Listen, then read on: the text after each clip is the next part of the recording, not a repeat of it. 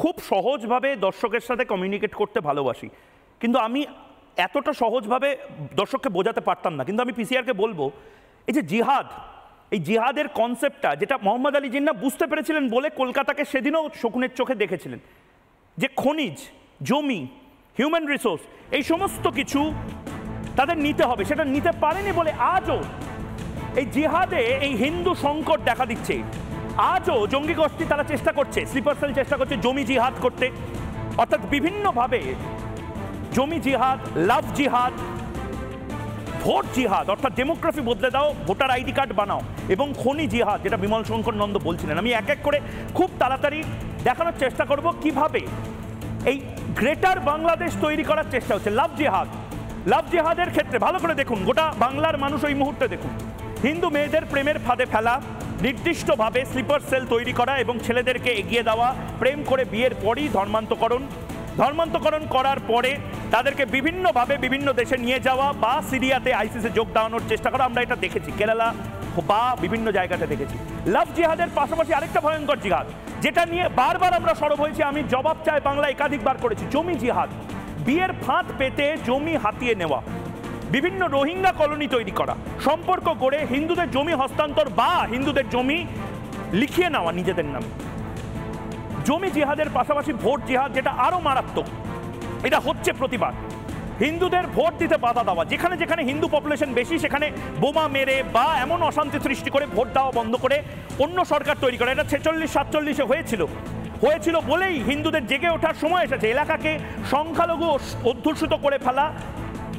এবং তার পাশাপাশি যেটা ভয়ঙ্কর, যেটা কেউ বলে না, বাংলা টেলিভিশনে রিপাবলিক বাংলা বলেছে, এবং আমি ধন্যবাদ জানাতে চাই বিমল শঙ্কর নন্দকে, খনিজ জিহাদ বা মিনারেল জিহাদ নিয়ে কথা বলা, অর্থাৎ খনিজ চুরি করে সরকারের ক্ষতি করা, সরকারের এক্সচেকার, যে কারণে ফেক কারেন্সি নোট অর্থাৎ নকল টাকা ভারতের ইকোনমিতে ঢুকানোর চেষ্টা করে জঙ্গিরা, ঠিক সেভাবে খনিজ জিহাদ এবং সেই খনিজ সম্পদ নষ্ট করা বা স্মাগল করাতে কাজে লাগানো হচ্ছে বিভিন্ন রাজনৈতিক দলের নেতাদেরকে বোকার মতন।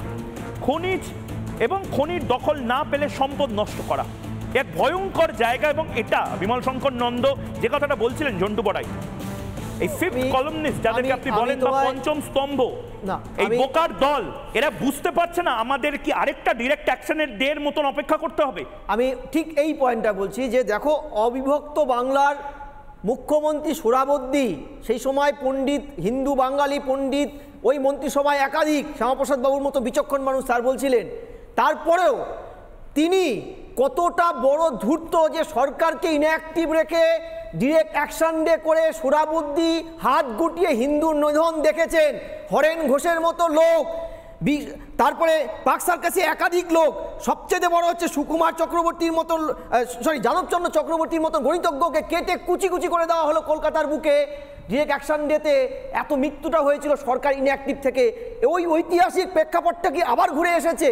আমি কেন কালকেও তোমার চ্যানেলে বলেছিলাম যে এই যে থ্রেডগুলো দেওয়া হচ্ছে, জিন্নাহ 46-এ সোহরাবুদ্দির বাঁধানো গল্পে কিন্তু তাল মিলিয়ে ব্রিটিশদের কাছে বলেছিল যে what is the use of Bengal without Calcutta.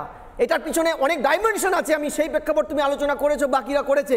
আমি এখন যেটা বলছি যে আজকেও এই লোভটা কেন ওরা ত্যাগ করতে পারেনি, বিকজ আজকেও যে সরকারগুলো আছে বামপন্থীদের পরে তথাকথিত সেকুলার, তাদের ভেতরে কিন্তু এদেরকে সহমর্মিতা দেখার মতন একাধিক লোক আছে। তোমাকে আমি ছোট্ট একটা উদাহরণ বলি, আহমদ হাসান ইমরান তৃণমূলের সাংসদ হিসেবে পাঠানো হয়েছিল, এখন সম্ভবত কোনো একটা পদে আছেন।